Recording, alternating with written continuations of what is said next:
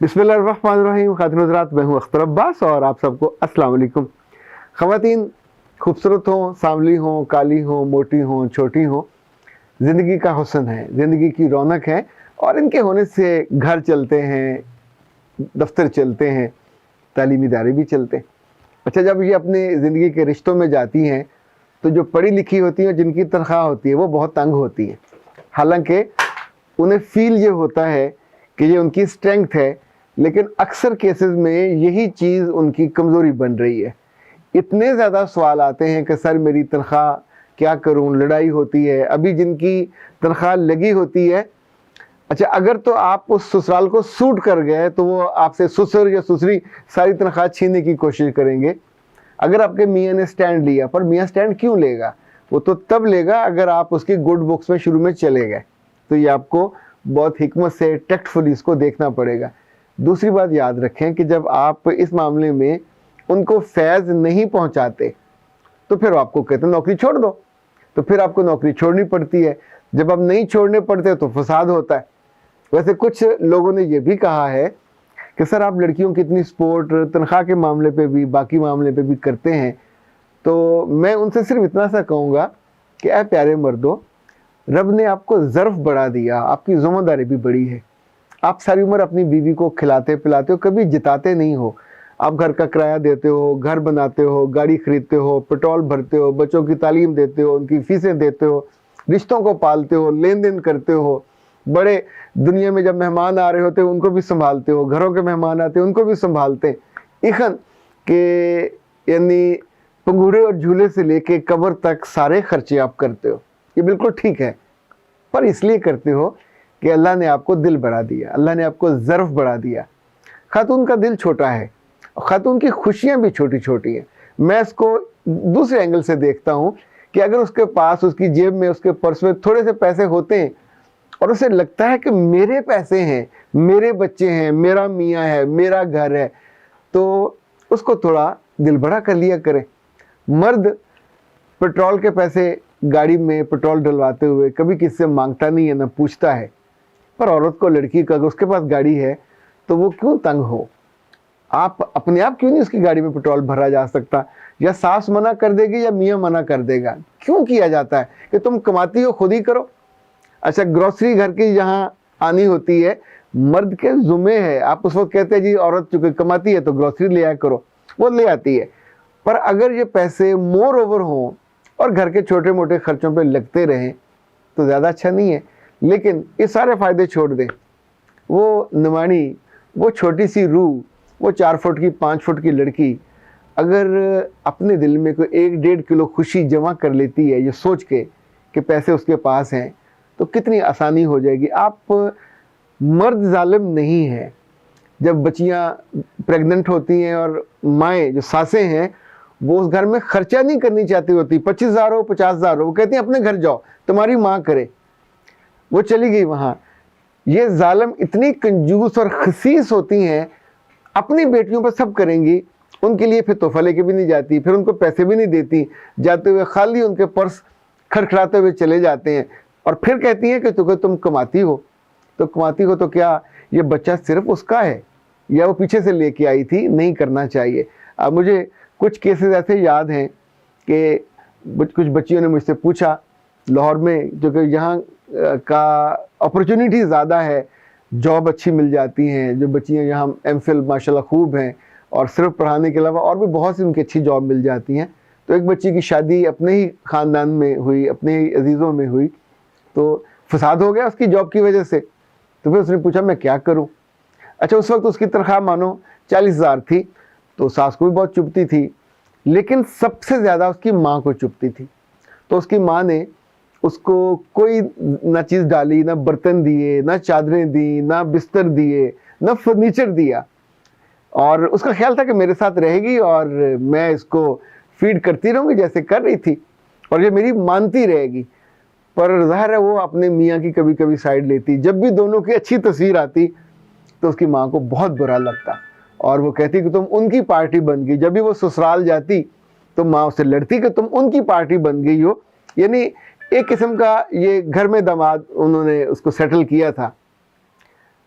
अब जो उसके लिए मेड रखी थी अम्मा ने वो भी हटा दी, उसके लिए पैसे। फिर वो बच्ची प्रेग्नेंट हुई, अब अम्मा पैसे नहीं देती थी, मियाँ के पास पैसे थे नहीं।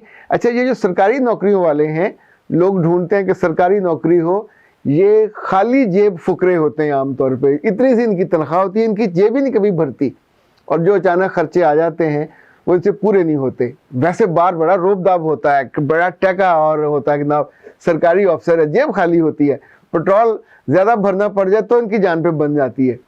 तो उसने मियाँ भी इनकार कर देता था कि मेरे पास पैसे नहीं है, और फिर साथ कहता था कि तुम तो खुद जॉब करती हो। अब प्रेगनेंसी के दौरान जब आखिरी मंथ आए तो उसने जॉब छोड़ दी, तो मियाँ के पास तब भी पैसे नहीं थे, तो अब्बा ने थोड़ी मेहरबानी की, उसने पैसे दे दिए। तो जब दोबारा उसने जाना शुरू किया तो मैंने उससे कहा कि अब तुमने एक तो घर वालों को पैसे सही नहीं बताने। तो लाइक उस वक्त पहले 40 लेती थी, जब दोबारा जॉब हुई तो उसकी पोजीशन बदल गई, तो तकरीबन 56 उसको मिलना शुरू हुआ। अब उसने घर वालों से ये कहा कि मुझे तो तकरीबन 35 हो गया है, चूँकि कोविड है और ये है और वो है। तो इनफैक्ट अब जो बाकी पैसा बचा, ये वो सेविंग थी जो सिर्फ उसके लिए, अब यूँ समझें जैसे मुश्किल दिन होते हैं तो आपने उसके लिए संभाल के रखते। बीच में एक आध साल गुजरा, उसके पास वो पैसे जमा होते रहे, कुछ लाख 1.5 लाख रुपए हो गया। तो एक दो दफ़ा ये हुआ कि उसके मियाँ ने कहा कि मेरी बहन के बच्चों की सालगिरह है और तुमने अगर कोई अच्छा तोहफा ना दिया तो यूँ समझो कि हमारा रिश्ता तो गया, क्योंकि मेरे घर वाले ये कहते हैं कि तुम हमारे पास भी नहीं रहती और कमाती और कमा कमा के अपने माँ, हालांकि उसके माँ बाप बहुत खाते पीते थे, बहुत अच्छी जगह पे डिफेंस में रहने वाले थे, लेकिन ज़रा दिल का मसला तो है, वो छोटा बड़ा होता है। तो उसने फिर पूछा जी क्या उनको दिया जाए, तो मेरा मशवरा भी ये था कि तोहफा तुम्हारा मियाँ क्या कहता है। उसने कहा जी वो कहता कि सोने की चीज़ बच्ची को दो और ये तोहफा भी दो वो तोहफा भी दो। तो फिर उसे मशवरा तो यही दिया कि सोने की चीज़ ना दो, क्योंकि जो भी दोगे चीज़ होगी और उसके बाद उसका वज़न नहीं होता। आमतौर पे ये इस तरह के तोहफों को बेवज़न करने में, बेवकूफ़ करने में ऐसे चुटकी में हो जाते हैं। तो उसने फिर अपनी सास को जाके को 35,000 रुपया दिया, 35,000। तो एकदम सास की आंखें खुली की खुली लगी। 35,000 बहुत ज़्यादा तो नहीं है, but she was not expecting. उसका ख्याल था कि 5-4 के कपड़े ले आएगी, कुछ और लेके नहीं गई।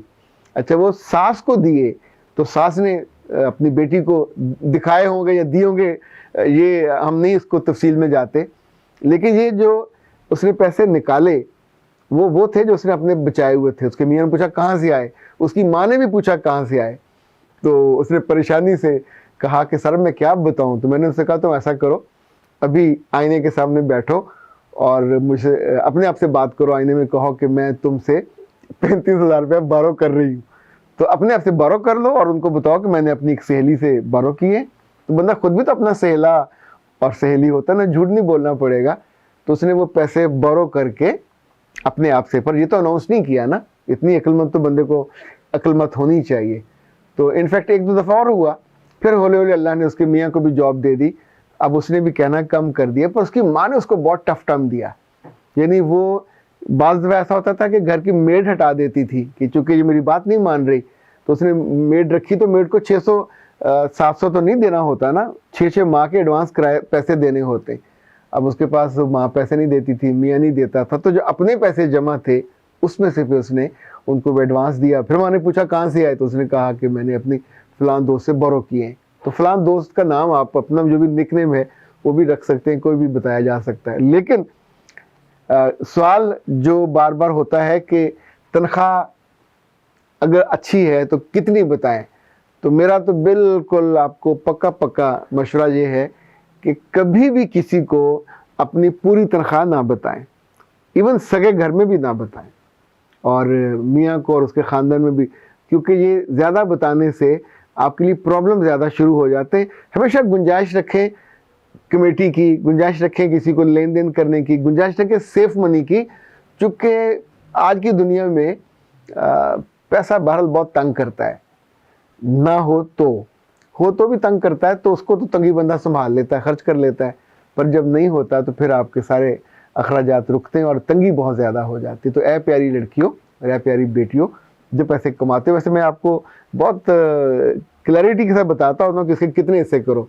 3 हिस्सों के मैं हक में हूँ, एक हिस्सा आपका, एक हिस्सा आपके माँ बाप का एक हिस्सा ससुराल का और मियाँ का आप उन पे आराम से खर्च करें, they would be happy, more than happy.